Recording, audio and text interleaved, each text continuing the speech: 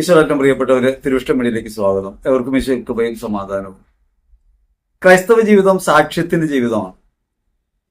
സാക്ഷ്യം പറയുന്ന ജീവിതമുണ്ട്, ജീവിതം സാക്ഷ്യമാക്കി മാറ്റുന്നവരുമുണ്ട്. യഥാർത്ഥത്തിൽ ജീവിതം കൊണ്ട് സാക്ഷ്യം പറയുകയാണ് വേണ്ടത്, അതല്ലാതെ ജീവിതത്തിൽ സാക്ഷ്യം പറയുകയല്ല വേണ്ടത്. പലപ്പോഴും വേദികളിലൊക്കെ നമ്മൾ കാണുന്നത് യഥാർത്ഥ ക്രൈസ്തവ സാക്ഷ്യമല്ല. അത്ഭുതങ്ങൾ നടന്നുവെന്നും അടയാളങ്ങൾ നടന്നുവെന്നും പറയുന്നതിന്റെ പേരിൽ സാക്ഷ്യമാണ് അതെല്ലാം എന്ന് കരുതുന്നത് തെറ്റാണ്. ഒരാൾക്കുണ്ടായ ജീവിതാനുഭവം പറയുന്നു. ആ ജീവിതാനുഭവം ശരിയോ തെറ്റാകാം, ക്രിസ്തുവിനോട് അത്ര ചേർന്ന് നിൽക്കുന്നു എന്നുള്ളത് മറ്റൊരു കാര്യം. ക്രൈസ്തവ ജീവിത സാക്ഷ്യം എന്ന് പറയുന്നത് നാം വഹിക്കുന്ന നാമത്തെ അടയാളപ്പെടുത്തുന്ന ഒരു ജീവിതം ഉണ്ടാകുക. ക്രൈസ്തവരെന്ന പേരിൽ നമ്മൾ ജീവിക്കുമ്പോൾ നമ്മുടെ ജീവിത പരിസരങ്ങളിൽ ക്രിസ്തുവിനെ പ്രകാശിപ്പിക്കാൻ എത്രത്തോളം നമുക്ക് കഴിയുന്നു എന്നുള്ളതാണ് ജീവിത സാക്ഷ്യം. ഓരോരുത്തരും തങ്ങളുടെ ജീവിതത്തിൽ അവനവൻ ആരാണെന്ന് വെളിപ്പെടുത്തുന്നുണ്ട്. നമ്മൾ എന്തൊക്കെ പറഞ്ഞാലും നാം പറയുന്നതല്ല ലോകം നമ്മെക്കുറിച്ച് മനസ്സിലാക്കുന്നത്, നമ്മോടുള്ള ജീവിതാനുഭവമാണ്. നാം എന്ത് ജീവിതാനുഭവം പകരുന്നു, എന്ത് മൂല്യത്തിനായി നിലകൊള്ളുന്നു, എങ്ങനെയാണ് സാക്ഷ്യപ്പെടുത്തുക എന്നതാണ് പരമപ്രധാനം. മഹാത്മാഗാന്ധി ഇന്ത്യയിൽ ജാതി വ്യവസ്ഥയെ അംഗീകരിച്ച നിരവധി സംഭാഷണങ്ങൾ നടത്തിയിട്ടുള്ള ഒരാളാണ്. പക്ഷെ അദ്ദേഹം ജാതിക്കും മതവിഭാഗീയതയ്ക്കും വർഗീയതയ്ക്കും എതിരാണെന്ന് അദ്ദേഹം തെളിയിക്കുന്നത് അദ്ദേഹത്തിന്റെ മരണം കൊണ്ടാണ്. ജീവിച്ചിരുന്ന കാലഘട്ടത്തിലൊക്കെ അദ്ദേഹത്തെക്കുറിച്ച് വിവാദങ്ങൾ ഉണ്ടായിട്ടുണ്ട്. ഭരണവ്യവസ്ഥയെ അദ്ദേഹം പലപ്പോഴും അംഗീകരിച്ചിരുന്നു. ജാതി, കുലത്തൊഴിൽ അവയൊക്കെ അദ്ദേഹം പ്രൊമോട്ട് ചെയ്യാൻ ശ്രമിച്ചിരുന്നു.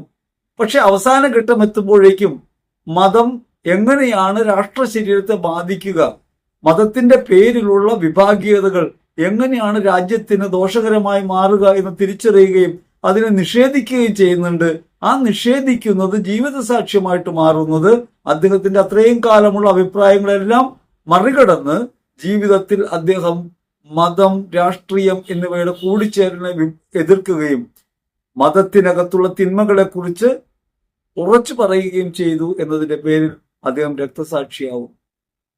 മതവും രാഷ്ട്രീയവും തമ്മിൽ കൂടിക്കലരുന്നതിന്റെ വിപത്തിനെ തിരിച്ചറിയുകയും ഹിന്ദുത്വ ദേശീയതയെ എതിർക്കുകയും ചെയ്യുന്നു എന്നുള്ളത് കൊണ്ട് അദ്ദേഹം രാഷ്ട്രീയ ഹിന്ദുത്വയാൽ കൊല്ലപ്പെടുന്നു. ഗോഡ്സെ അദ്ദേഹത്തെ കൊല്ലുന്നത് ഇതിന്റെ പേരിലാണ്. അദ്ദേഹം അഹിംസാവാദിയാണ്, സത്യത്തിന് വേണ്ടി നിലകൊള്ളുന്നു എന്നതിന്റെ പേരിലാണ്. അപ്പോഴാണ് ഗാന്ധിയുടെ ജീവിതം സാക്ഷിയായിട്ട് മാറുന്നത്. നമ്മുടെ ഓരോരുത്തരുടെയും ജീവിതം ഇങ്ങനെ പ്രകാശിപ്പിക്കുന്നുണ്ട് ജീവിതത്തിനകത്ത് നാം എന്താണ് പറയുന്നത്.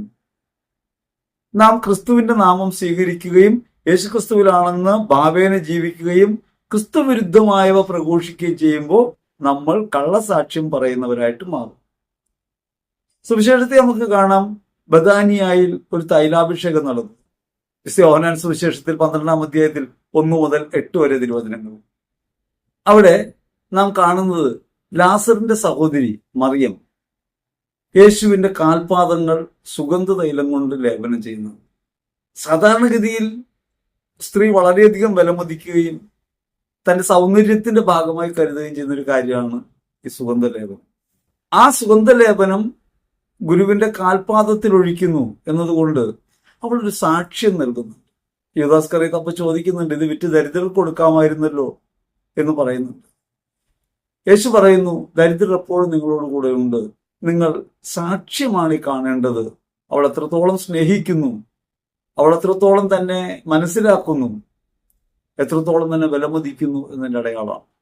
അപ്പൊ ക്രൈസ്തവ നാമം നാം വഹിക്കുമ്പോൾ നാം പ്രകടിപ്പിക്കുന്ന ഒരു കാര്യം ക്രിസ്തുവിനെ നാം എത്ര വിലമതിക്കുന്നു എന്നുള്ളതാണ്. നമ്മൾ മറ്റുള്ളവരെ ശുശ്രൂഷിക്കുമ്പോഴും നമ്മൾ അവരിൽ ക്രിസ്തുവിനെ കാണുന്നില്ലെങ്കിൽ നമ്മുടെ ശുശ്രൂഷ സാക്ഷിയല്ല. യേശുവിനെ മറ്റുള്ളവരിൽ കാണുകയും ക്രിസ്തുവിന് ചെയ്യുന്നു എന്ന ബോധ്യത്തോടെ നാം ചെയ്യുമ്പോൾ മാത്രമേ അത് സാക്ഷ്യമാകുന്നുള്ളൂ. അല്ലെങ്കിൽ കേവലം ഔദാര്യ പ്രവൃത്തിയാണ്. പലപ്പോഴും നമ്മുടെ ദാനധർമ്മങ്ങളും നമ്മുടെ സഹായങ്ങളും ഒക്കെ എത്തിച്ചേരുന്നത് കേവലമായ ഒരു ഔദാര്യത്തിന്റെ നിലയിലാണ്, സാഹോദര്യത്തിന്റെ ഭാവനയിലല്ല. ക്രിസ്തുവിനെ അപരനം കണ്ട് ഒരു സഹായം ഒരാൾക്ക് ചെയ്യുമ്പോൾ അയാൾ ക്രിസ്തുവായിട്ട് കാണുമ്പോൾ സഹായിക്കുകയല്ല ചെയ്യുന്നത്, ആരാധിക്കുകയാണ്, അയാളെ സ്നേഹിക്കുകയാണ്. അപ്പൊ ഇതാണ് യഥാർത്ഥമായ ക്രൈസ്തവ സാക്ഷി. ഈശോ നമ്മോട് പറയുകയാണ്, നിങ്ങളിതിനെ സാക്ഷ്യപ്പെടുത്തേണ്ടവരാണ്. അപ്പോസ്തല പ്രവൃത്തികളിൽ 20-ാം അധ്യായത്തിൽ 22 മുതൽ 38 വരെ തിരുവചനങ്ങളിൽ പൗലോസ് ശ്ലീഹ ജെറുസലേമിലേക്ക് പോകുന്ന ഒരു രംഗമുണ്ട്. ആ സമയത്ത് പറയുന്ന മൊഴികളുണ്ട്. ജെറുസലേമിലേക്ക് പോകുന്ന അപകടം പിടിച്ച കാര്യമാണെന്ന് കൂടെയുള്ള എല്ലാവർക്കും അറിയാം. ഇനി ഒരിക്കലും തമ്മിൽ കാണാൻ ഇടയാകില്ല എന്ന ബോധ്യത്തോടെ തന്നെയാണ് സ്ലീഹ പോകുന്നത്. പക്ഷേ ജെറുസലേമിലേക്ക് പോകും. അത് സാക്ഷ്യമാണ്. ജെറുസലേമിൽ ചെന്ന് ചെയ്യാൻ പോകുന്നതും സാക്ഷ്യമാണ്. താൻ വധിക്കപ്പെടുമെന്ന് അറിഞ്ഞുകൊണ്ട് ക്രിസ്തുവിനെ പ്രതി ജീവത്യാഗം ചെയ്യാനായി ഇറങ്ങി പുറപ്പെടുന്ന ഒരാൾ പറയുന്ന വാക്കുകളാണ് ഈ വചനഭാഗത്ത് നമുക്ക് കാണാൻ പറ്റും. ഇപ്പൊ യേശു ക്രിസ്തുവിന് ജീവിതത്തിൽ രണ്ട് തരത്തിൽ സാക്ഷ്യം വഹിക്കാൻ പറ്റും. ഒന്ന്, ജീവിതത്തിൽ പരമപ്രധാനമായതെല്ലാം ക്രിസ്തുവിനെ പ്രതി അവരിന് നൽകിക്കൊണ്ട് നമുക്ക് സാക്ഷ്യം നൽകാൻ പറ്റും. രണ്ടാമത്തെ സാക്ഷ്യമാകട്ടെ സ്വന്തം ജീവൻ അപകടത്തിനാകുമെന്നത് പരിഗണിക്കാതെ ക്രിസ്തുവിന്റെ നാമം ഉറച്ചു പറയുക, സത്യത്തിനു വേണ്ടി നിലകൊള്ളുക. നമ്മൾ പറയുന്നത് സത്യമാണെന്ന് ബോധ്യമുണ്ടെങ്കിൽ, 100% ബോധ്യമുണ്ടെങ്കിൽ, നിശ്ചയമായും നമുക്ക് ധൈര്യത്തോടെ ഏത് തരത്തിലുള്ള പ്രതികൂലത്തെയും നേരിടാം. വിശ്വാസം പരമപ്രധാനമാണെന്നും ആ വിശ്വാസമാകട്ടെ മനുഷ്യസ്നേഹത്തിൽ അടിയുറച്ചതാണെന്നും അവരനു വേണ്ടി ജീവിക്കുക എന്നതാണ് പരമപ്രധാനമെന്നും ഓരോ മനുഷ്യനും വിശക്കുമ്പോൾ അതിന്റെ ഉത്തരവാദിത്വം നമുക്കുണ്ടെന്നും ആർക്കെങ്കിലും കിടക്കാൻ കിടപ്പാടമില്ലെങ്കിൽ അവനോടൊപ്പം സഖ്യം ചേരാൻ ദൈവം നമ്മെ വിളിച്ചിട്ടുണ്ടെന്നും അടികൊള്ളുന്നവനോടൊക്കെ ഒപ്പം നിൽക്കേണ്ടവരാണ് നമ്മളെന്നും ക്രിസ്തുവിൽ ബോധ്യമുള്ളത് കൊണ്ട് നാം അവരോട് പക്ഷം ചേരും, ഉറച്ചു പറയും, ജീവനെ ഭയക്കാതെ പറയും. സുരക്ഷിതമായ ഒരു സങ്കേതത്തിലിരുന്നല്ല നമ്മളത് പറയുന്നത്. ഭീഷണമായ സാഹചര്യങ്ങളിൽ വമ്പന്മാരെ പോലും കൂച്ചുവിലങ്ങിടാനും കൊന്നുതള്ളാനും ശക്തിയുള്ള അധികാര കേന്ദ്രങ്ങളുടെ മുമ്പിലിരുന്നാണ് നമ്മളിത് പറയുന്നത്. ജീവിതത്തെ അവഗണിക്കുന്നതുകൊണ്ട്, ജീവിതം ക്രിസ്തുവും മരണം നേട്ടവും എന്നുറപ്പുള്ളതുകൊണ്ട് എന്തും വന്നുകൊള്ളട്ടെ സത്യം പറയുമെന്ന ബോധ്യത്തോടെയാണ് നമ്മളിത് പറയുന്നത്. അതാണ് സാക്ഷ്യമായി മാറുന്നത്. ആ സാക്ഷ്യം പൂർത്തിയാകണമെങ്കിൽ ഈ പറഞ്ഞ പോലെ ജീവാർപ്പണത്തിനൊരു വേദി ഉണ്ടാവും. നമ്മുടെ ജീവിതം നമുക്ക് ഏറ്റവും പരമപ്രധാനമായി കാണുന്നതിനെ മറ്റുള്ളവർക്ക് നൽകിക്കൊണ്ട് സാക്ഷ്യപ്പെടുത്താൻ കഴിയും. നമ്മുടെ ജീവൻ തന്നെ ദൈവത്തെ പ്രതി, സത്യത്തെ പ്രതി ദൈവകരങ്ങളിൽ ഏൽപ്പിച്ചുകൊണ്ട് ഏത് പീഡകൾക്കും വിട്ടുകൊടുത്തുകൊണ്ട് ധൈര്യപൂർവം നമുക്ക് വിശ്വാസത്തെ പ്രതി മുൻപോട്ട് പോകാൻ കഴിയും. അതൊരു സാക്ഷ്യം. അവ ഏറ്റവും പ്രധാനപ്പെട്ട സാക്ഷ്യങ്ങളിൽ രണ്ട് കാര്യമാണ് നമ്മൾ പറഞ്ഞത്. പലപ്പോഴും ക്രൈസ്തവ നാമം വഹിക്കുന്ന നമ്മൾ സാക്ഷികളല്ലാതായി പോകുന്നു എന്നതാണ് ദൗർഭാഗ്യകരം. ക്രിസ്തുവിന്റെ നാമത്തിൽ അറിയപ്പെടുകയും ആ നാമം വഹിച്ചുകൊണ്ട് ജീവിക്കുകയും അതേസമയം ക്രിസ്തു വിരുദ്ധരായി നമ്മൾ മാറുകയും ചെയ്യുന്നു. ഈ കഴിഞ്ഞ ദിവസം മുനമ്പത്തുണ്ടായ ഒരു കാര്യത്തെക്കുറിച്ച് ഒരു പുരോഹിതൻ പറയുന്ന കാര്യം കേൾക്കാനിടയായി. കുറച്ചു പേർ സംഘപരിവാറിനോട് ചേർന്നു, ഓരം ചേർന്നു.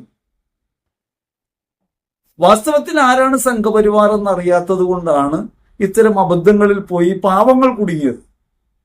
അറിവുള്ള കുറെ ആളുകൾ സംഘപരിവാർ ചേരിയിലേക്ക് കാലൂന്നിയിട്ടുണ്ട്. അത് പല കാരണങ്ങളാലാണ്. ഇടിപ്പേടിയുള്ളവരുണ്ട്, അവർ പരസ്യമായിട്ട് എതിർക്കില്ല.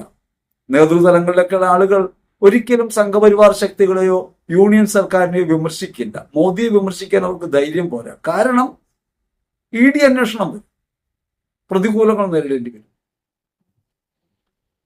പല കേസുകളിലും കുടുങ്ങാൻ സാധ്യതയുണ്ട്.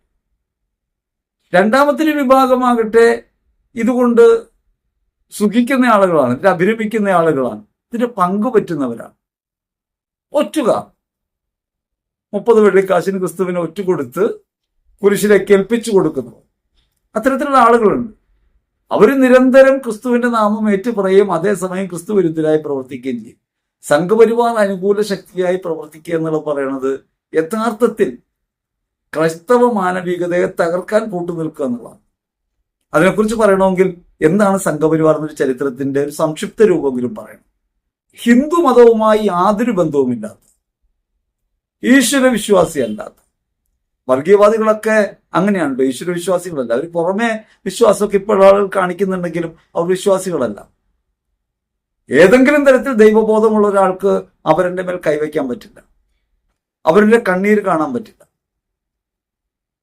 അത് ക്രിസ്തുവിശ്വാസം മാത്രമൊന്നുമല്ല. ഏത് വിശ്വാസധാരയിലാണെങ്കിലും ഈശ്വരൻ എന്നൊരാളെ ഹൃദയത്തിൽ അറിയുന്ന ഒരാൾ നിശ്ചയമായും അയാൾക്ക് സ്നേഹത്തിൽ ജീവിക്കേണ്ടി വരും.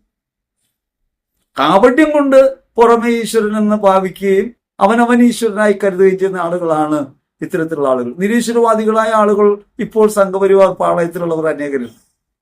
അത് എന്തുകൊണ്ടാണ് അവർ ആക്ഷേപിക്കാൻ നമ്മളൊന്നും പറയുന്നില്ല. അങ്ങനെയുണ്ട്. അറിവില്ലാഞ്ഞിട്ടല്ല, അറിവുള്ളവർ. അറിവില്ലാത്തവരാണ് മുൻപ് നിവാസികൾ. അവരെയാണ് വഖഫിന്റെ പേരിൽ നിങ്ങൾക്ക് മോചനം കിട്ടും എന്നൊക്കെ പറഞ്ഞ് നിങ്ങൾക്ക് വേണ്ടിയാണ് നിയമം ഉണ്ടാക്കിയെന്നൊക്കെ പറഞ്ഞപ്പോൾ പാവങ്ങൾ അന്ധതയിൽ വിശ്വസിച്ചു. അവർക്ക് അറിഞ്ഞുകൂടാത്തത് കൊണ്ട് അവർ സംഘപരിവാറിന്റെ ഈ പറഞ്ഞ പ്രചാരണത്തിൽ കുടുങ്ങി. അങ്ങനെ വാട്സപ്പ് പ്രചാരണങ്ങളിലൊക്കെ കുടുങ്ങിപ്പോകുന്ന പാവങ്ങൾ അനേകരുണ്ട്. നമ്മുടെ കൂട്ടത്തിലുള്ള അനേകർക്ക് ഈ വേർതിരിവ് ഇപ്പോഴും അറിയാൻ കഴിയുന്നില്ല. 1923 സവർക്കർ ഹിന്ദുത്വ എന്ന ആശയം മുൻപോട്ട് കൊണ്ടിരുന്നു. ആരാണ് ഹിന്ദു? അങ്ങനെ പറയുന്ന ആ ഗ്രന്ഥത്തിലാണ് യഥാർത്ഥത്തിൽ സംഘപരിവാർ ശക്തികൾ ഉയർന്നു വരുന്നത്. 25 പിന്നീട് RSS ഉണ്ടാകുന്നത്. ഖഡ്ഗവാർ സവർക്കറുമായി ആലോചന നടത്തുന്നു. അങ്ങനെയാണ് RSSന്റെ ആരംഭം. RSS ഒരിക്കലും ഇന്ത്യയിലെ ദളിതർക്ക് വേണ്ടി നിലകൊള്ളുന്നൊരു സംഘടനയൊന്നുമല്ല. എല്ലാവർക്കും അറിയാവുന്ന കാര്യമാണ്. അവരവരെയൊക്കെ ഇപ്പോൾ പാട്ടിലാക്കാൻ വേണ്ടി തോളത്ത് കൈയിടുന്നുണ്ട്. പക്ഷെ യഥാർത്ഥത്തിൽ മനുവിന്റെ നീതിശാസ്ത്രം നടപ്പാകണമെന്ന് ആഗ്രഹിക്കുകയും വർണ്ണവ്യവസ്ഥയിൽ വിശ്വസിക്കുകയും വർണ്ണാധിപത്യത്തിന് കീഴിൽ ഇന്ത്യ വരണമെന്ന് ആഗ്രഹിക്കുകയൊക്കെ ചെയ്യുന്ന ആളുകളാണ്. ജാതി ഉച്ചനീചത്വങ്ങളെ അംഗീകരിക്കുന്ന ആളുകളാണ്. അങ്ങനെ അധസ്ഥിതർ ഉണ്ടാകണമെന്ന് പറയുന്ന ആളുകളാണ്. സവർണ ഫാസിസമാണ്. അപ്പൊ അതുകൊണ്ട് സവർക്കർ ഹിന്ദുത്വ അല്ലെങ്കിൽ ആരാണ് ഹിന്ദുക്കൾ എന്ന് നിർവചിക്കുന്നിടത്താണ് പറയുന്നത് ഇന്ത്യയെ, ഭാരതത്തെ, അന്ന് ഇന്ത്യ ഇല്ല, അന്ന് ഇന്ത്യ ആയിട്ടില്ല, ഒരു ബ്രിട്ടീഷ് ഇന്ത്യ ആണുള്ളത്. 700 ചില്ലാനും രാജ്യങ്ങളായി വിഭജിക്കപ്പെട്ട നാടുവാഴികളും രാജ്യങ്ങളും ഒക്കെ ആയിട്ട് വിഭജിക്കപ്പെട്ട ഒരു പ്രദേശമാണ്. ഒറ്റയായിട്ട് രാജ്യമായിട്ടിരുന്നിട്ടില്ല. ഇതിഹാസങ്ങളിൽ കഥാരൂപത്തിൽ പറയുന്നൊരു ഇന്ത്യയുണ്ട്. ആ ഇന്ത്യ ഇപ്പൊ ഈ പറയുന്ന ഇന്ത്യ അല്ല. അഫ്ഗാനിസ്ഥാനിലൊക്കെയാണ് കണ്ടഹാറൊക്കെ ഉള്ളത്. അങ്ങനെ ഇവിടെയുള്ളൊരു കാര്യത്തെക്കുറിച്ചല്ല. അങ്ങനെ ഒരു ഭാരതത്തെ സ്വപ്നം കാണുകയും ആ ഭാരതം ഹിന്ദുക്കളുടെ പിതൃഭൂമിയും പുണ്യഭൂമിയുമാണ് എന്ന് പറയുകയും ചെയ്യുന്ന അവിടെയാണ്. ഈ പിതൃഭൂമിയും പുണ്യഭൂമിയും എന്ന് പറയുന്ന ഒരു പ്രധാനപ്പെട്ട കാര്യത്തെക്കുറിച്ച് നമ്മൾ ആലോചിക്കണം. മാതൃഭൂമി എന്നാണ് ഇപ്പോൾ പറയുന്നത്. പക്ഷെ പിതൃഭൂമിയും പുണ്യഭൂമിയും എന്നാണ്. അതായത് ജനിച്ച സ്ഥലം. ഇവിടെ ആദിമരായിട്ടുണ്ടായിരുന്നത് തങ്ങളാണെന്ന വാദമാണ് ആദ്യം മുതലേ ഉള്ളവർ. വാസ്തവത്തിൽ അങ്ങനെ ഒരു നാട്ടിലും ഒരാളും ആദ്യം മുതലുണ്ടായിരുന്നവരല്ലെന്നും എല്ലാവരും ആഫ്രിക്കയിൽ നിന്ന് യാത്ര പുറപ്പെട്ട് എത്തിച്ചേർന്നവരാണെന്നും ആര്യന്മാരും ദ്രാവിഡന്മാരുമായി കൂടിക്കിളർന്ന് ജീവിച്ചാണ് ജനസമൂഹങ്ങൾ ഉണ്ടായതെന്നും ഇന്ത്യക്ക് അങ്ങനെ പറയാവുന്ന ഒരു ദേശീയത അല്ലെങ്കിൽ ഏതെങ്കിലും ഒരു രാഷ്ട്രത്തിന് അങ്ങനെ ഉറച്ചു പറയാവുന്ന ഒരു ദേശീയത ഇല്ലെന്നുള്ളതൊക്കെ വാസ്തവമാണ്. പക്ഷെ പിതൃഭൂമി എന്നവർ അവകാശപ്പെടുന്നു. ഈ അവകാശവാദത്തിന്റെ പുറകിലുള്ളത് ബ്രാഹ്മണ്യത്തിന്റെ ചിന്തകളാണ്. അങ്ങനെ തങ്ങൾ പിതൃഭൂമിയാണ്. രണ്ടാമത് അത് പുണ്യഭൂമിയാണ്. ഇവിടെയാണ് മറ്റുള്ളവരെ പുറന്തള്ളാനുള്ള എക്സ്ക്ലൂഷനുള്ള അവസരം ഉണ്ടാകുന്നത്. പുറന്തള്ളാനുള്ള അവസരം. അതായത് ക്രൈസ്തവരെ സംബന്ധിച്ച് വിശുദ്ധ നാട് എന്ന് പറയുന്നത് ഇസ്രായേലാണ്. മുസ്ലിങ്ങളെ സംബന്ധിച്ച് മക്കയും മദീനയാണ്. അപ്പൊ ഇവിടെ അല്ല. അപ്പൊ പുണ്യഭൂമി എന്ന് പറയുന്ന സ്ഥലം മറ്റൊരിടത്തായിരിക്കുന്ന ഒരു മനുഷ്യന് ഇന്ത്യയിൽ അല്ലെങ്കിൽ ഭാരതത്തിൽ പൗരനായിരിക്കാൻ കഴിയില്ല, അല്ലെങ്കിൽ ഭാരതത്തിന്റെ ഭാഗമാകാൻ കഴിയില്ല എന്ന ഒരു കാര്യമാണ് സവർക്കർ അവിടെ ഉന്നയിക്കുന്നത്. പിതൃഭൂമിയും പുണ്യഭൂമിയും. ഭാരതത്തെ അങ്ങനെ പുണ്യഭൂമിയായിട്ട് കാണുന്നുണ്ട്. അയോധ്യയുണ്ട്, കാശിയുണ്ട്, മധുരയുണ്ട്. അതുകൊണ്ട് ഇത് പുണ്യഭൂമിയും പിതൃഭൂമിയുമാണ്. അതുകൊണ്ട് ഹിന്ദുക്കളുടേതാണ് ഈ രാഷ്ട്രമെന്ന് ഈ രാഷ്ട്രീയ ഹിന്ദുത്വം പറയാം. യഥാർത്ഥ ഹിന്ദു എന്ന് പറയുന്നത് ഒരു മതമല്ലെന്ന് നമുക്കറിയാം. ഇതാരാണ്? ഇംഗ്ലീഷുകാരാണ് ഇത്തരത്തിൽ ഹിന്ദു മതത്തിൽ എല്ലാ വിഭാഗങ്ങളെയും ചേർത്തത്. അവർണർ ഹിന്ദു എന്ന് പറയുന്ന സവർണ മേധാവിത്വത്തിന്റെ ഭാഗമല്ലായിരുന്നു എന്നുള്ള കാര്യമൊക്കെ പകൽ പോലെ വെളിച്ചത്തിലുള്ള കാര്യങ്ങളാണ്. അതിനെക്കുറിച്ച് നമ്മൾ ആലോചിക്കേണ്ട കാര്യം പോലുമില്ല. ഇതെല്ലാവർക്കും അറിയാവുന്ന കാര്യങ്ങളാണ്. ഇന്ത്യ ഉണ്ടാകുന്നത് 1947 അതെല്ലാവർക്കും അറിയാവുന്ന കാര്യമാണ്. അതിന് മുമ്പ് ഇന്ത്യ ഇല്ല. അപ്പൊ ഇന്ത്യ ഏതെങ്കിലും ഒരു മതത്തിന്റെ രാജ്യമാണെന്ന് പറയാൻ ഒരു കാര്യമില്ല. കാരണം ഇന്ത്യ ഉണ്ടായത് 1947 അത് സ്വാതന്ത്ര്യ സമരത്തിന്റെ പ്രക്ഷോഭത്തിന്റെ ഭാഗമായി ഉയർന്നു വന്ന ഒരു ഐഡിയയാണ്, ഒരാശയമാണ് ഇന്ത്യ എന്നത്. അങ്ങനെ രൂപീകരിക്കപ്പെട്ട ഇന്ത്യയിൽ, ആധുനികമായ ഇന്ത്യയിൽ ഈ പറഞ്ഞ രാഷ്ട്രീയ ഹിന്ദുത്വം ഒരു വിഷം വിതയ്ക്കുകയാണ് പുണ്യഭൂമിയും പിതൃഭൂമിയും. 1925 RSS രൂപീകരിക്കപ്പെടുന്നത് സവർക്കറും ഖഡ്ഗവാറും കൂടി ചേർന്നിട്ട് ആലോചനയിൽ മേലാണ് ഈ വരുന്നത്. മുസോളിനിയുടെയും നാസിസത്തിന്റെയും ഒക്കെ പാരമ്പര്യങ്ങൾ സ്വീകരിക്കുന്ന ഒരു സംഘടനയായിട്ടാണ് RSS ഇവിടെ വരുന്നത്. ഡോക്ടർ മൂഞ്ചയൊക്കെ അതിനെക്കുറിച്ച് പറയുന്നുണ്ട്. ഇനി 1966 ഗോൾവർക്കർ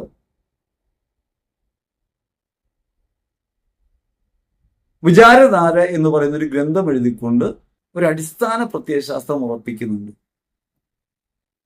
വിചാരധാര. ആ വിചാരധാരയിലാണ് 3 ആളുകൾ രാഷ്ട്രത്തിലെ ആഭ്യന്തര ശത്രുക്കളാണ് എന്ന് പറയുന്നത്. ഇന്ത്യ രൂപീകൃതമായി വർഷങ്ങൾക്ക് ശേഷം 1966 വിചാരധാര വരികയാണ്. വിചാരധാര പറയുകയാണ് ഇന്ത്യയുടെ ആഭ്യന്തര ശത്രുക്കൾ, ഭീഷണികൾ 3 പേരാണ്. 2 മതങ്ങളും ഒരു രാഷ്ട്രീയ പാർട്ടി, ഇസ്ലാം, ക്രിസ്ത്യൻ, കമ്മ്യൂണിസ്റ്റ്, 3 വിഭാഗങ്ങളെയും ഉന്മൂലനം ചെയ്യണം. ആഭ്യന്തര ഭീഷണികളാണിവ എന്ന് പറയുക. അപ്പൊ ഈ അടുത്തൊക്കെ ആളുകൾ പറയുന്നത് ഇതൊക്കെ പണ്ട് പറഞ്ഞതല്ലേ, ഇതിപ്പോ ഒന്നും പറയുന്നില്ല, നമ്മൾ അന്നത്തെ സാഹചര്യത്തിൽ അങ്ങനെയൊക്കെ എഴുതിയതാണെന്നാണ്. പക്ഷേ നമ്മളൊരു വീട്ടിലൊരു പുട്ട് കണയുണ്ടെന്നിരിക്കട്ടെ, അതിൽ അരിപ്പൊടിയും ഗോതമ്പൊടിയും ഒക്കെ ഇട്ട് ഇടയ്ക്കിടയ്ക്ക് നമ്മൾ പുട്ടുണ്ടാവും. പക്ഷെ പുട്ടെപ്പോഴും വരുന്ന ഒരു കണയെന്ന് തന്നെയാണ്. അതുകൊണ്ട് പുട്ടിനടിസ്ഥാനം ആ കണയാണ്. വിചാരധാര മാറ്റിയാൽ പിന്നെ RSS ഇല്ല. സവർക്കറുടെ ആശയം മാറ്റിയാൽ പിന്നെ RSS ഇല്ല, നിലനിൽക്കാൻ പറ്റില്ല. കാരണം അതിന്റെ ബീജം ഈ പറഞ്ഞ പ്രത്യയശാസ്ത്രത്തിനകത്താണ്. അപ്പൊ ആഭ്യന്തര ശത്രുക്കളായി 3 പേരായിട്ടാണ് പറയുന്നത്. ഈ ആഭ്യന്തര ഭീഷണികൾ ഉന്മൂലനം ചെയ്യണമെന്നാണ് ഗോൾവർക്കർ പറയുന്നത്. ഗോൾവർക്കർ പറഞ്ഞത് ഇപ്പൊ നിഷേധിക്കുന്നുവെങ്കിലും, അങ്ങനെ പണ്ട് പറഞ്ഞിട്ടുണ്ട്, ഞങ്ങളത് പറയുന്നില്ല എന്ന് പറയുന്ന പാരമ്പര്യത്തെ നിഷേധിക്കുന്ന ഒരു കാര്യം പറയുന്നുണ്ടെങ്കിലും 2014 വേൾഡ് ഹിന്ദു കോൺഗ്രസിൽ മോഹൻ ഭാഗവത് പറഞ്ഞ കാര്യം ശ്രദ്ധിക്കണം. പഴയതൊക്കെ കളഞ്ഞു എന്നാണ് പറഞ്ഞത്. അപ്പൊ 3 പറഞ്ഞിരുന്നത് ആഭ്യന്തര ഭീഷണികൾ. മോഹൻ ഭാഗവത് പറയുമ്പോൾ ക്ഷുദ്രശക്തികൾ എന്ന പേരിൽ 5 പേരെ പറയുന്നുണ്ട്. ആ 5 പേരിൽ ഒന്നാമത്തേത് മാർക്സിസമാണ്, രണ്ടാമത്തേത് മെറ്റീരിയലിസമാണ്, മൂന്നാമത്തേത് മൊക്കോളയിസമാണ്, നാലാമത്തേത് മിഷണറിസമാണ്, 5ാമത്തേത് മുസ്ലിം എക്സ്ട്രീമിസം. 5 കാര്യങ്ങളാണ്. നമുക്കിത് വ്യക്തമായി പരിശോധിക്കുമ്പോൾ മനസ്സിലാകും, ആദ്യം പറഞ്ഞതിനെ കുറെ കൂടി ആഴമായി വ്യാഖ്യാനിക്കുന്ന കാര്യമാണ് മോഹൻ ഭാഗവത് പറഞ്ഞത്. 2014, 10 വർഷമായിട്ടു. അതിനുശേഷമുള്ള പ്രവൃത്തികളിൽ കുറച്ചും കൂടി തീക്ഷ്ണമായി ഈ പറഞ്ഞ ആശയത്തിന്റെ പ്രവർത്തനം മുസ്ലിം വേട്ടയായിട്ടും ക്രൈസ്തവ വേട്ടയായിട്ടും ദളിത് വേട്ടയായിട്ടും ഒക്കെ ഇന്ത്യയെ നമുക്ക് കണ്ടുകൊണ്ടിരിക്കുകയും ചെയ്യാം.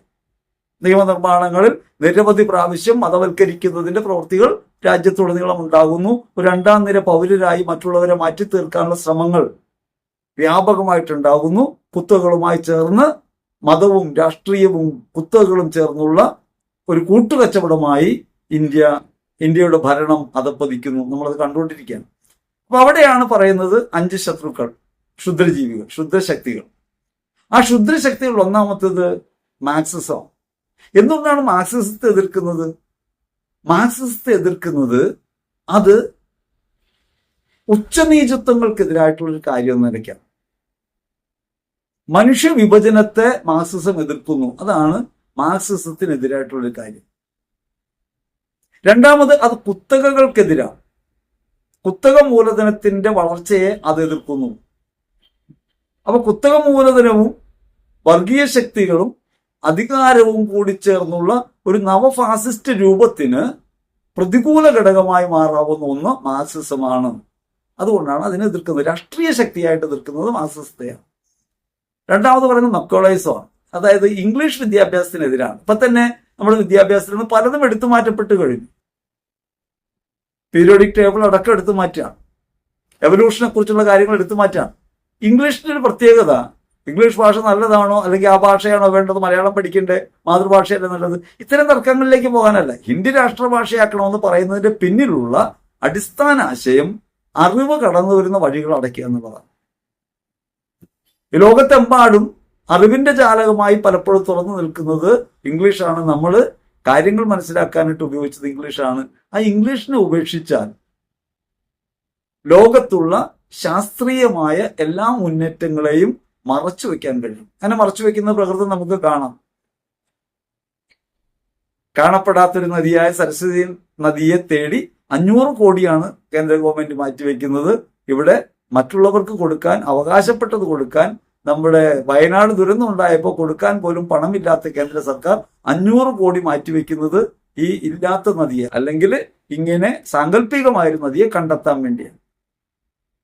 പശുവിന്റെ ചാണകത്തിൽ നിന്ന് പ്ലൂട്ടോണിയം എടുക്കാൻ വേണ്ടിയും, ഗോമൂത്രത്തിലെ സ്വർണം കണ്ടുപിടിക്കാൻ വേണ്ടിയും, യോഗയുടെ മഹത്വം കണ്ടുപിടിക്കാൻ വേണ്ടിയും ഒക്കെ കോടികൾ ചെലവാക്കുന്നവർ ശാസ്ത്രത്തെ നിഷേധിക്കുകയാണ്. എന്നിട്ട് ഗണപതി പ്ലാസ്റ്റിക് സർജറി ആണെന്നും കുന്തിക്ക് മക്കളുണ്ടായത് സ്റ്റെംസെല്ലിന്റെ പ്രവർത്തനമാണെന്നൊക്കെ പറഞ്ഞ് ശാസ്ത്രത്തെ, അല്ലെങ്കിൽ പുഷ്പ വിമാനമാണ് ആദ്യത്തെ വിമാനം എന്ന് പറഞ്ഞ് റൈറ്റ് സഹോദരന്മാർ കണ്ടുപിടിച്ച വിമാനത്തെ ഇങ്ങനെ അവഹേളിതമാകാവുന്ന നിലയ്ക്ക് അപഹാസ്യരായിക്കൊണ്ടിരിക്കുന്ന ശാസ്ത്രവിരുദ്ധമായ പ്രചാരണങ്ങൾ നടത്തുന്നവർ മക്കോളേഴ്സിനെ എതിർക്കും, ഇംഗ്ലീഷ് വിദ്യാഭ്യാസത്തെ എതിർക്കും. അതിന്റെ ഭാഗമായിട്ടാണ് മക്കോളിസമാണ് ഒരു ഭീഷണി എന്ന് പറയുന്നത്. അറിവുണ്ടാകുന്ന ഒരു ഭീഷണി തന്നെയാണ് വാട്സപ്പ് യൂണിവേഴ്സിറ്റി പറയുന്ന കാര്യങ്ങൾ വിശ്വസിച്ച്, അന്ധമായി വിശ്വസിച്ച്, അത് സ്വീകരിച്ച് സംഘപരിവാറിനോടൊപ്പം പങ്കുചേരുന്നതാണ് ശരിയെന്നാണ് അവർ പറയുന്നത്. മൂന്നാമത്തെ കാര്യം മെറ്റീരിയലിസമാണ്, ഭൗതികതയാണ്.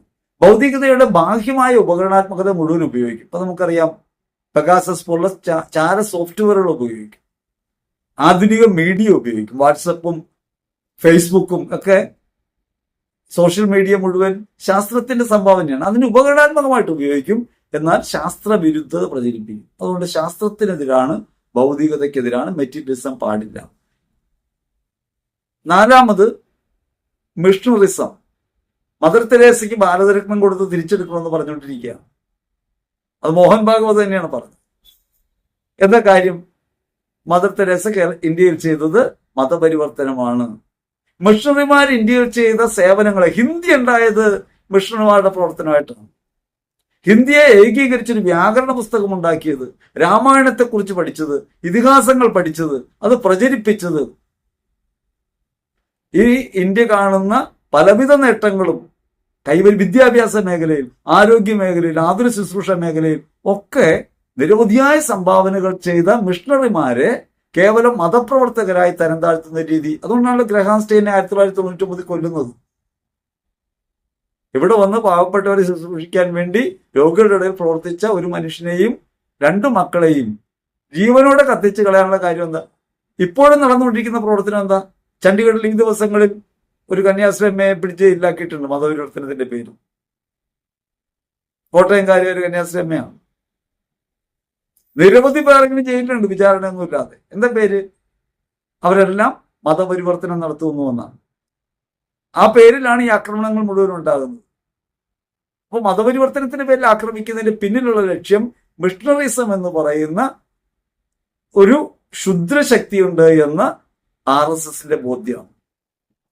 അതുകൊണ്ട് RSS മിഷണറി പ്രവർത്തകരാണെന്ന് കരുതുന്ന, ക്രിസ്തുവിനെ പ്രഘോഷിക്കുന്ന, ക്രിസ്തുവിൽ ജീവിക്കുന്ന എല്ലാവരെയും കൊന്നുകളയാൻ തീരുമാനിക്കും. അവർക്കതിന് മടിയൊന്നുമില്ല. അതുകൊണ്ടാണ് ഓർഗനൈസർ ഇന്ത്യയിലെ ഭൂമിയുടെ, ഗവൺമെന്റിന്റെ ഭൂമിയിൽ ഏറ്റവും കൂടുതൽ ഭൂമിയുള്ളത് കത്തോലിക്ക സഭയ്ക്കാണെന്നും 17.29 കോടി ഏക്കർ ഭൂമി, 20,000 രൂപയിലധികം വില വരുന്ന ഭൂമി ക്രൈസ്തവരുടെ കയ്യിലുണ്ടെന്നും പറയുന്നത്. അപ്പൊ ചില ആളുകൾ പറയുന്നത് നന്നായിട്ടുണ്ട് കണക്കെടുത്തതൊക്കെ നമ്മളോട് അത്ര സ്നേഹം കൊണ്ടാണെന്നാണ്. എത്ര അടിച്ചാലും നാണമില്ലാത്തവരായി മാറിപ്പോകുന്ന ആളുകളുണ്ട്. അപ്പോ ഇങ്ങനെ ക്രൈസ്തവരെയും പിന്നെ മുസ്ലിം എക്സ്ട്രീമിസത്തെയും എതിർക്കാനെന്ന പേരിൽ വഖഫിന്റെ ബില്ലുകൂടെ കായനാണ് ഈ ഭൂമി അടിച്ചു മാറ്റണം. രാമജന്മഭൂമി പ്രശ്നം ഉണ്ടാകുന്നതിന് മുൻപ്, ഈ തർക്കം നടക്കുന്നതിന് മുമ്പ് നമുക്കറിയാലോ, അവിടെ ഒരു കളക്ടറാണ് അവിടെ ഈ വിഗ്രഹം കൊണ്ടുവയ്ക്കാൻ അനുവാദം കൊടുക്കുന്നത്. അന്ന് ഒരു അധികാരവും ഇല്ലാതിരുന്നിട്ടും ഒരു കളക്ടർ ഇത് ചെയ്തെങ്കിൽ, ഇന്ന് കളക്ടറുടെ കയ്യിലേക്ക് ഇങ്ങനെ അധികാരം പോയാൽ കേന്ദ്ര സർക്കാർ നിയന്ത്രിക്കുന്ന കളക്ടർമാർ തർക്കഭൂമി ഏതെങ്കിലും ഉണ്ടെങ്കിൽ അത് സ്വന്തമാക്കി വയ്ക്കും. സ്വന്തമാക്കി വയ്ക്കുന്ന ഭൂമി ക്രമേണ മുസ്ലിം ജനവിഭാഗത്തിന്റെ വഖഫ് ഭൂമി കയ്യേറ്റം ചെയ്യപ്പെടും. തല്ലിത്തകർക്കാതെ നിയമപരമായി തന്നെ അതെല്ലാം കൈപ്പിടിയിൽ ഒതുക്കാനായി കഴിയുന്നൊരു നിയമമാണ് കൊണ്ടുവന്നത്. അതിനെക്കുറിച്ച് കൂടുതൽ വ്യാഖ്യാനിക്കുന്നില്ല. ആ നിയമം പറഞ്ഞിട്ടാണ് ഈ പാവം മുനമ്പത്തുള്ള സാധാരണക്കാരെ പറ്റിച്ചത്. നിങ്ങൾ ഈ ഭൂമി നിങ്ങൾക്ക് കിട്ടാൻ ഈ വഖഫ് ബില്ല് കാരണമാകും. പലയിടത്തും ആഹ്ലാദപ്രകടനം ഉണ്ടായി, ലഡു വിതരണമൊക്കെ ഉണ്ടായി. വരുന്നത് എന്താണെന്ന് അറിയാത്തത് കൊണ്ടാണ് അത്തരത്തിൽ പാവങ്ങൾ. പക്ഷെ അറിഞ്ഞുകൊണ്ട് ഇങ്ങനെ ചെയ്യുന്ന ആളുകളുണ്ട്. ക്രൈസ്തവ സാക്ഷ്യം പേരുകൊണ്ട് അടയാളപ്പെടുത്തുകയും ക്രിസ്തു വിരുദ്ധരായി ജീവിക്കുകയും ചെയ്യുന്ന ആളുകൾ. ഇത്രയും അക്രമങ്ങൾ ഉണ്ടായി, ഇത്രയും കുരിശുകൾ തകർക്കപ്പെട്ടു, ദേവാലയങ്ങൾ തകർക്കപ്പെട്ടു, ക്രൈസ്തവർ ആക്രമിക്കപ്പെടുന്നു. ആ സമയത്ത് പാർലമെന്റിൽ ഒരക്ഷരം മിണ്ടാത്ത, കേരളത്തിൽ നിന്ന് തെരഞ്ഞെടുക്കപ്പെടാത്ത, നോമിനേറ്റ് ചെയ്യപ്പെട്ട MP, ഞാൻ അദ്ദേഹത്തിന്റെ പേര് പറഞ്ഞ് തന്നെ പറയാം, ജോർജ് കുര്യൻ. പേര് ക്രിസ്ത്യാനിയുടേതാണ്, പക്ഷെ സ്വഭാവം യൂദാസിൻ്റെതാണ്. ചെയ്ത പ്രവൃത്തി എന്താ? എമ്പുരാനിൽ കുരിശൊടിഞ്ഞു വിടുന്ന ചിത്രം കാണിച്ചു. ഈ ചിത്രം ക്രിസ്തു വിരുദ്ധമാണ് എന്ന് പറഞ്ഞ് ആക്ഷേപം ഉന്നയിക്കും.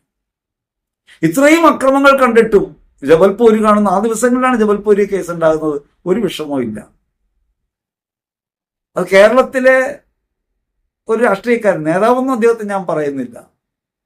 അദ്ദേഹം വിഷം തുപ്പുന്ന ഒരാളാണ്. അദ്ദേഹം വിഷമേ തുപ്പു. അതറിഞ്ഞുകൊണ്ട് നമ്മൾ അവിടെ പോയി ഇരിക്കേണ്ട കാര്യമില്ല. എങ്കിലും ചെവി കൊടുക്കാതിരിക്കാൻ പറ്റില്ലല്ലോ, ഇതിങ്ങനെ കേട്ടുകൊണ്ടിരിക്കുകയല്ലേ. അദ്ദേഹം പറയുന്നത് ജബൽപൂരും പുരോഹിതന്മാർ ക്ഷേത്രങ്ങളുടെ മുമ്പിൽ ചെന്ന് അനാവശ്യം പറഞ്ഞപ്പോഴാണ് തല്ലിയതെന്നാണ്. കേരളത്തിൽ നിന്ന് തെരഞ്ഞെടുക്കപ്പെട്ട MP പറഞ്ഞത് അങ്ങോട്ടും ഇങ്ങോട്ടും ഒക്കെ പ്രശ്നം ഉണ്ടാകുന്ന. ക്രൈസ്തവർ എവിടെയെങ്കിലും ആരെയെങ്കിലും ആക്രമിച്ചൊരു കഥ പറയാം? എവിടെയെങ്കിലും ക്രൈസ്തവ ആൾക്കൂട്ടങ്ങൾ ഏതെങ്കിലും ഒരു ആരാധനാ കേന്ദ്രം തല്ലിത്തകർത്തതിന്റെ കഥ പറയാമോ ഭാരതത്തിൽ? അടി കൊണ്ടുകൊണ്ടിരിക്കുകയാണ്. ഈ അടി കൊണ്ടുകൊണ്ടിരിക്കുമ്പോഴും പേര് ജോർജ് എന്നാണെങ്കിലും ചെയ്യുന്ന പ്രവൃത്തി സംഘപരിവാറിന്റെ കാല് നക്കിക്കൊണ്ടിരിക്കുകയാണ്. ക്രൈസ്തവ നാമം വഹിക്കുന്നതിന് ഒരടയാളവും പുലർത്താത്ത ആളാണ് നമ്മുടെ മന്ത്രിയായ ജോർജ് കുര്യൻ. 18ാമത്തെ വയസ്സിൽ RSS ചേർന്നയാളാണ്. സംഘപരിവാറിനോടൊപ്പം യാത്ര ആരംഭിച്ചതാണ്. മിഷൻ ലീഗും യുവജന പ്രസ്ഥാനങ്ങളും ഒക്കെ സഭയ്ക്കുണ്ടായിരിക്കും. അതിലൊന്നും പങ്കെടുക്കാതെ RSSന്റെ കൂടെ പോയവരാണ്. അതിലിപ്പോ പറയണ ഞാൻ ക്രൈസ്തവനാണ്, എൻ്റെ പേര് ക്രൈസ്തവമാണ്. പേരെന്ന് പറയുന്നത് 2 തരത്തിലാണ്. അതൊരു വ്യക്തിനാമവും ഒരു പ്രക്രിയയുമാണ്. പ്രവൃത്തി കൊണ്ട് തെളിയിക്കപ്പെടേണ്ട ഒരു കാര്യമാണ് പേര്. പേര് വെറുതെ പേരായിരുന്നിട്ട് കാര്യമില്ല. പേര് 4 അക്ഷരം കൂടുമ്പോൾ ഉണ്ടാകുന്നതല്ല, അത് പ്രവൃത്തി കൊണ്ട് തെളിയിക്കണം. നമ്മുടെ പേര് നമ്മുടെ ജീവിതം കൊണ്ടാണ് വെളിപ്പെടുന്നത്.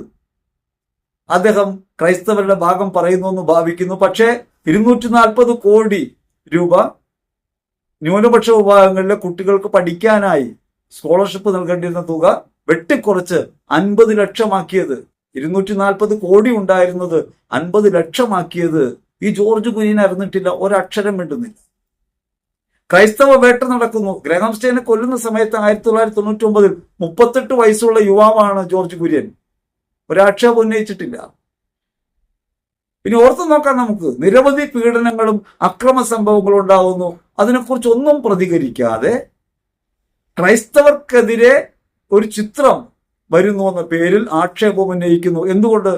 അത് സംഘപരിവാർ അനുകൂല ഹാൻഡിലുകൾക്ക് വേദന ഉണ്ടാക്കുന്ന ചിത്രമാണെന്നുള്ളത് കൊണ്ട്. നിങ്ങൾ ആലോചിക്കണം. ക്രൈസ്തവ നാമം വഹിക്കുകയും അതേസമയം ക്രിസ്തു വിരുദ്ധനായിട്ട് ജീവിക്കുകയും പരസ്യമായി ജീവിക്കുകയും ചെയ്യുന്ന 2 പേരെ കുറിച്ച് ഞാൻ പറയുന്നത്. പലരുണ്ട്, അത്തരം സംഘടനകളുണ്ട്. ഞാൻ പേരെടുത്ത് വിമർശിക്കാത്തത് ഭയമുള്ളത് കൊണ്ടൊന്നുമല്ല, നാണമുള്ളത് കൊണ്ട്. നമുക്കിങ്ങനെ പറയാൻ അറപ്പുള്ളത് കൊണ്ട്. ക്രിസ്തുവിന്റെ പേരിൽ ജീവിക്കുകയും ക്രിസ്തു വിരുദ്ധരായി ക്രിസ്തുവിനെ അധിക്ഷേപിക്കുന്നവരും ആക്രമിക്കുന്നവരുമായി ജീവിക്കുന്നവർ നമ്മുടെ കൂട്ടത്തിലുണ്ട്. നാം അങ്ങനെയാണോ നമ്മൾ പരിശോധിക്കണം. ഇത്തരത്തിലുള്ള സംഘങ്ങളോട് കൂട്ടുചേരുമ്പോഴും സംഘപരിവാർ ശക്തികൾക്ക് അനുകൂലമായി നിലപാടുകൾ എടുക്കുമ്പോഴും യഥാർത്ഥത്തിൽ നാം ചെയ്തുകൊണ്ടിരിക്കുന്നത് ക്രിസ്തു വിരുദ്ധതയാണ്, നാമത്തിനെതിരായ പ്രവൃത്തിയാണ്. നമ്മൾ അറിയണം, അത് കള്ളസാക്ഷ്യമാണ്. ഞാൻ പറഞ്ഞല്ലോ, ജീവിതത്തിലെ സുഖസൗകര്യങ്ങളും ഇഷ്ടങ്ങളും ഉപേക്ഷിച്ചുകൊണ്ടൊരു സാക്ഷ്യം നമുക്ക് കാണിക്കാം. അങ്ങനെയാണല്ലോ നമ്മൾ മിതത്വമുള്ളവരായിട്ട് ഒക്കെ നമുക്ക് ജീവിക്കാം. അതൊരു സാക്ഷ്യമാണ്. പക്ഷെ 2ാമത്തെ സാക്ഷ്യം ജീവൻ അർപ്പിച്ചുകൊണ്ടും സത്യം പറയാന്നുള്ള സാക്ഷ്യമാണ്. ഇന്ത്യയിൽ ക്രൈസ്തവർ പീഡിപ്പിക്കപ്പെടുന്നു. 800-ലധികം അതിക്രമങ്ങൾ ഇന്ത്യയിൽ ഉണ്ടായിരിക്കുന്നു. ദേവാലയങ്ങൾ നിരവധിയായി തല്ലിത്തകർക്കപ്പെട്ടിരിക്കുന്നു. നമ്മുടെ ആളുകൾ പലരും വിചാരണ കൂടാതെ ജയിൽവാസം അനുഭവിക്കുന്നു മതപരിവർത്തനത്തിന്റെ പേരിൽ. ഇത്തരത്തിൽ ഭീഷണമായൊരു സാഹചര്യത്തിലും നമ്മൾ മൗനം പാലിക്കുന്നുവെങ്കിൽ നിശ്ചയമായും ക്രിസ്തു വിരുദ്ധരാണ്. മൗനം പാലിക്കുന്ന പല കാരണങ്ങൾ കൊണ്ടാണ് കേട്ടോ.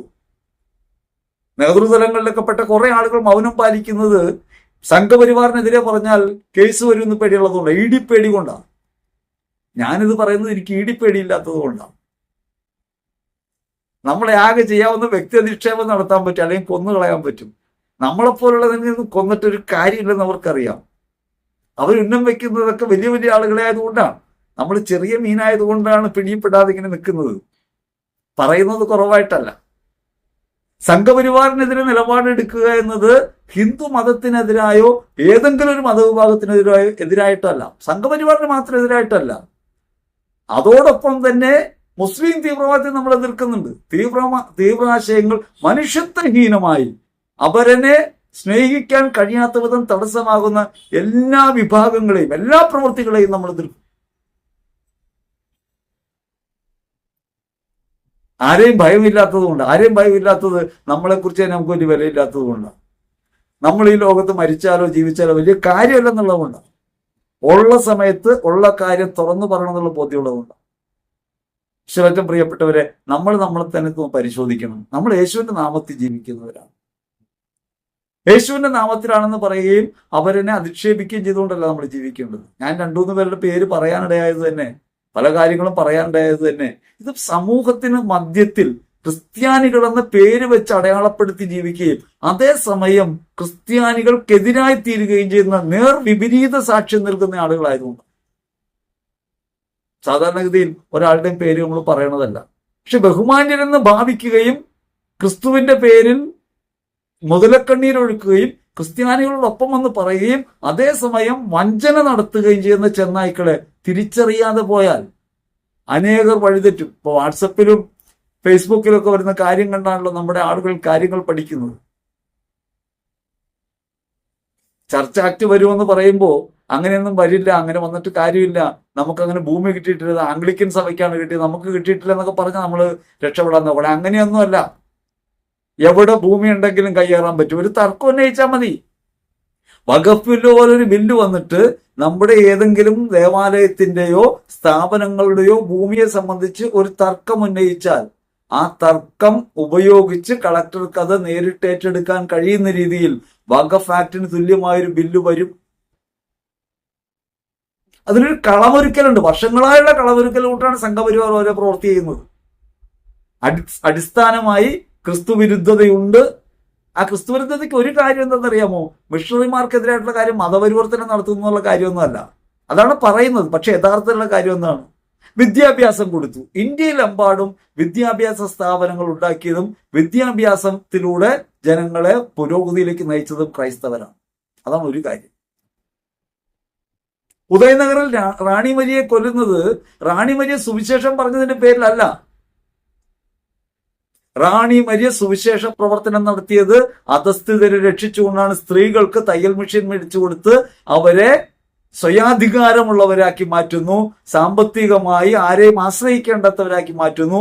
അങ്ങനെ സ്ത്രീകൾ ഉയർന്നാൽ, വിദ്യാഭ്യാസമുള്ളവരായാൽ, സംഘടിച്ചാൽ അവിടെയുള്ള മുതലാളിമാർക്ക്, ജമീന്ദാർമാർക്ക് നിലനിൽക്കാൻ കഴിയാതെ വരും. അടിസ്ഥാന പ്രശ്നം അവിടെയാണ്. അതൊരു മതപ്രശ്നമാക്കി ഉയർത്തിക്കൊണ്ടാണ് വിശ്വാസത്തെ ചോദ്യം ചെയ്യാൻ വേണ്ടി ഒരു ശിലയിൽ ഉടച്ച തേങ്ങാക്കൊത്ത് കഴിക്കാൻ പറഞ്ഞ് ആ പറയുന്നതിനോടൊപ്പം കുത്തി കുത്തി കുത്തി വിന്ധ്യാപർവ്വതത്തിന് മുകളിൽ വെച്ച് റാണി മരിയെ കുത്തിക്കൊല്ലുന്നു. ഞാൻ ആ സ്ഥലത്ത് പോയതാണ്. അതിദാരുണമായി സിസ്റ്ററിനെ കൊല്ലാൻ കാരണം ഈ പറഞ്ഞ സംഘപരിവാറിന്റെ നേതൃത്വത്തിലുള്ള അല്ലെങ്കിൽ ആശയത്തിൽ ഉറച്ച ഒരു ലോകക്രമം ഉണ്ടാകണമെന്നുള്ള ബോധ്യത്തിൽ നിന്നാണ്. അവിടെ പാവപ്പെട്ടവർ അടിച്ചമർത്തപ്പെടുന്നു. അങ്ങനെ ഇന്ത്യയിൽ എവിടെയെല്ലാം ക്രൈസ്തവ മിഷണറിമാർ പ്രവർത്തിച്ചിട്ടുണ്ടോ അവിടെയെല്ലാം ഈ ഉച്ചനീചത്വങ്ങൾക്കെതിരായിട്ടുള്ള വലിയ പ്രവർത്തനം ഉണ്ടായി. ഇപ്പൊ ചട്ടക്കാരികൾ എന്ന പേര് ആക്ഷേപം ഉണ്ടായ കാര്യം എന്താ?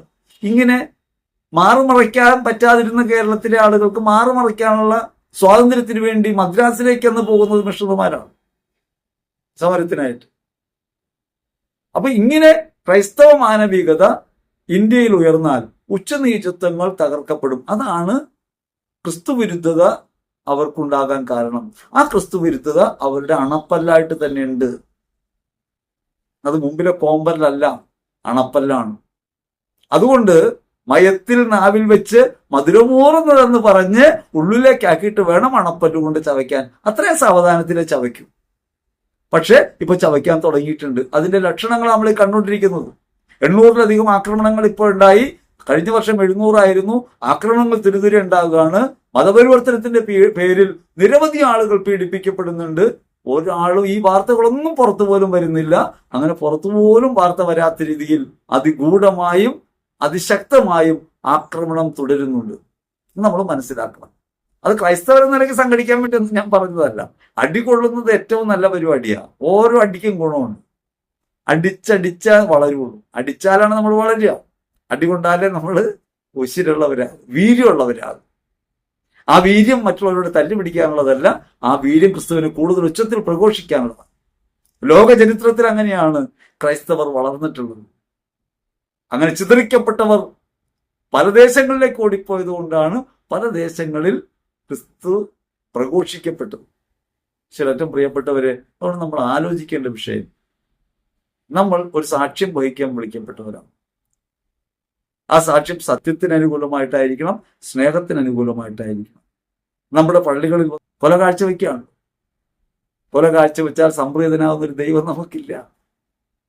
വസ്തുക്കൾ മോഹിക്കുന്നൊരു ദൈവം നമുക്കില്ല. മനുഷ്യർക്കൊക്കെ മോഹം ഉണ്ടാകാം, മോഹമുള്ളവരൊക്കെ അതൊക്കെ മേടിക്കട്ടെ. പക്ഷേ നമുക്ക് ധൈര്യത്തോടെ ഉറപ്പോടെ പറയാൻ കഴിയേണ്ടതുണ്ട്, ക്രൈസ്തവ മാനവികത ലോകത്തുയർത്തിപ്പിടിക്കുന്ന സ്നേഹത്തിന്റെ ശക്തിയെ വെളിപ്പെടുത്തേണ്ടതുണ്ട്. ജീവിതത്തിൽ ക്രിസ്തു വിരുദ്ധമായ അപരവിദ്വേഷത്തിന്റെ എല്ലാ പ്രത്യയശാസ്ത്രങ്ങളെയും നമുക്ക് സ്നേഹം കൊണ്ട് കീഴ്പ്പെടുത്തേണ്ടതുണ്ട്. ഈ ഒരു ബോധ്യത്തോടെ വേണം നമ്മൾ ജീവിക്കാൻ. അതുകൊണ്ട് അഭിപ്രായം പറയുമ്പോൾ ശ്രദ്ധിക്കണം, കൂട്ടുകൂടുമ്പോൾ ശ്രദ്ധിക്കണം. എല്ലാവരും ഉപേക്ഷിക്കാനല്ല പറയണേ. അഭിപ്രായം പറയുമ്പോൾ അത് ക്രിസ്തുപക്ഷത്ത് നിന്നാകണം.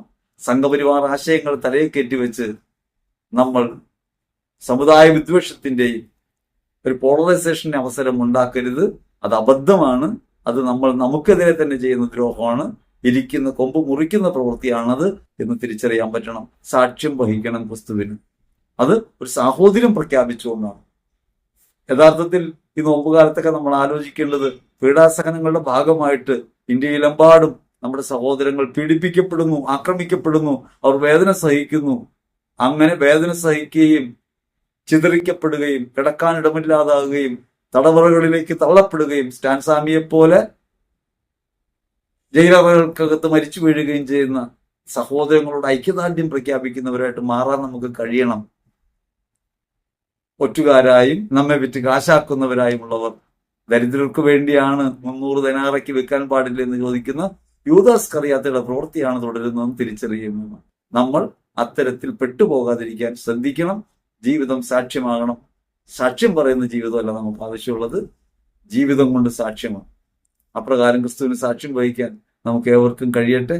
ക്രിസ്തുവിൽ ആത്മധൈര്യം നഷ്ടപ്പെടാതെ ഏത് പ്രതികൂലങ്ങളിലും സ്നേഹം പ്രഘോഷിക്കാനും പ്രഖ്യാപിക്കാനും കള്ളനാണയങ്ങളെ തിരിച്ചറിയാനുള്ള വിവേകത്തോടെ ജീവിതം നയിക്കാനും നമുക്ക് ഓരോരുത്തർക്കും ഇടയാകട്ടെ. ദൈവം നമ്മെ സമൃദ്ധമായി അനുഗ്രഹിക്കട്ടെ. ആമേൻ.